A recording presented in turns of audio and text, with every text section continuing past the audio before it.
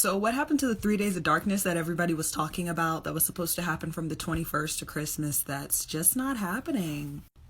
It is. It's not literal darkness, and everybody took it in literal terms because with our human minds, I guess that's the only way that we processed it, but no. Right now is the transitional period. The shift is still going on. Everybody thought on the 21st, I guess, that everything was just going to be like done by midnight on the 21st, and everybody's like, oh, it shifted. Okay, that's it. No, that's not exactly how this is working. The darkness that is being experienced is by those who were not prepared for the shift. These are the people who didn't want to believe or care to believe, and now they're having a really hard time. The darkness is inside, not outside. Whether they want to acknowledge it or not, their demons are becoming harder and harder to ignore every day. This is going to push them into their shift. This might not be immediate like ours wasn't, but it's a push in the right direction. Time for shadow work. And then another thing is, when I first started healing, and this is something new for me, I was like, I don't want to fuck with people. Like, I just want to talk to healthy people. But that shit isn't like realistic. It's a lot of people hurting that you care about, and you separate yourself from them for the time being, but you want to make yourself so powerful and so full of God and so bulletproof that a person's energy can't even fuck with your energy. That's how powerful you are. You could walk in a room and know who the fuck you are. Motherfuckers can't even tell you who you are because you know who you are already. Like, you got to develop that strength of knowing who you are. Know who you are and know how to protect your energy without separating yourself from it, because you're going to have to go back into the world. You're going to have to be uncomfortable. And the only time you can grow is when you're uncomfortable. Other than that, you in your comfort zone. If you separating yourself, you in your comfort zone. Like, learn how to be an alchemist and change the energy. So, you know how people are going crazy right now? You know, some people are sleeping 24/7, some people are just simply going crazy.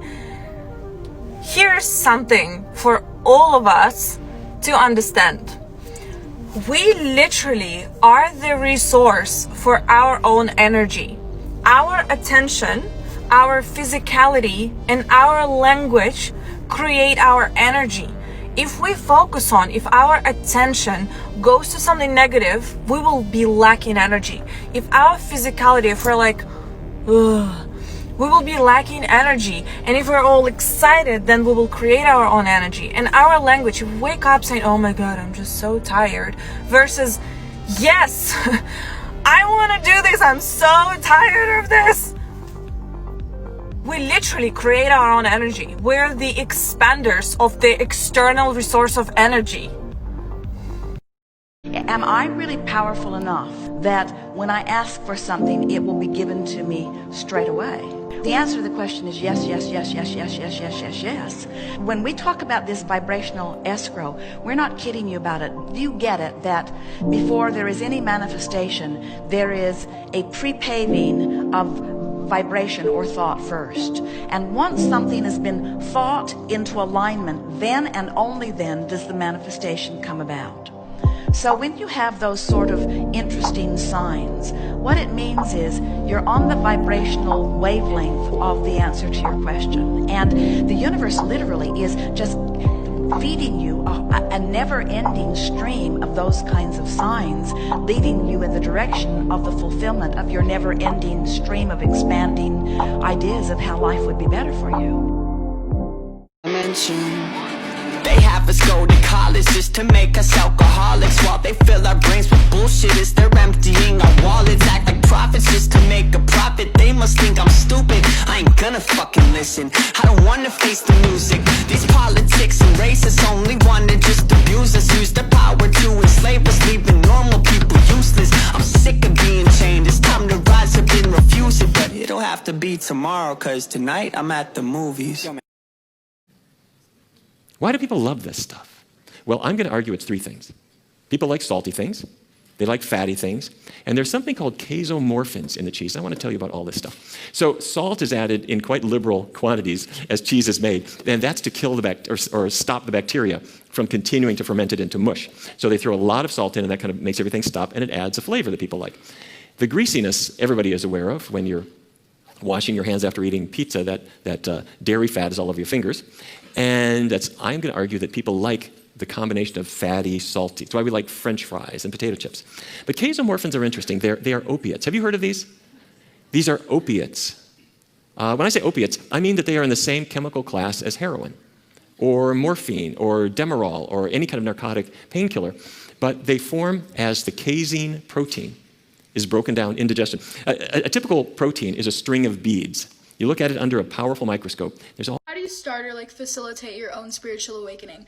There are so many things. I made a Google PowerPoint presentation. I'm going to put the link down below. But I want to talk about the 3 M's, which is manifestation, meditation, and the matrix. As always, this is only my personal opinion based on experience and research. But anyway, the matrix is not a simulation. I do believe the world is a simulation, but that's a whole different thing. The matrix itself is not a simulation. The matrix is this bubble that we're living in, and it's a system that purports an illusion. And to escape the matrix, you have to get in touch with your higher self, because if you're not in touch with your higher self, you're not going to realize what's truly important. The matrix is simply a distraction, and I had to realize that literally everything is just in place to distract us. All these problems, all these Democrat, Republican, all these divides, all these Black Lives Matter movement stuff, it's literally just a distraction to keep us inside of the matrix. If we can all get in touch with our higher selves and break out of the matrix, we'll realize that our purpose is so much more existential than filling the rich man's pockets even more.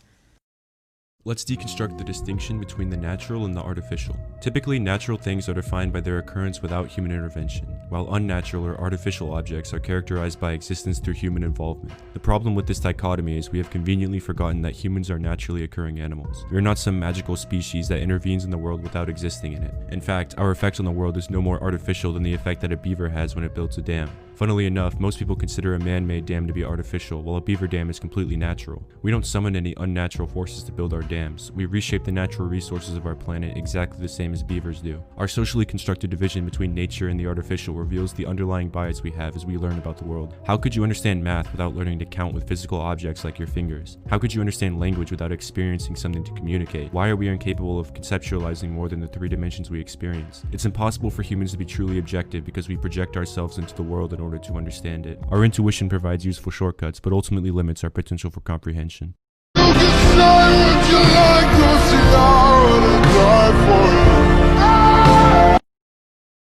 This one goes out to those that are struggling to understand how your thoughts influence and change and mold your reality. So watch this. Just watch this. What is Listen. change? Let's assume that your thoughts have something to do with your destiny or your future, that you believe that your thoughts create your life. In the last episode, I mentioned that you think 60 to 70,000 thoughts in one day, and 90% of those thoughts are the same thoughts as the day before. So if you believe that your thoughts have something to do with your future, and 90% of those thoughts are exactly the same as the day before, then it makes sense then your life or your future isn't going to change very much. Because the same thoughts always lead to the same choices. The same choices always lead to the same behaviors. The same behaviors. Ever since I started doing witchy things and becoming spiritual, I do everything with intent. I take showers with intent. I wash my face with intent. I stir my soup with intent. I stir my cereal with intent. I do everything with intent. And it is making my life so much better.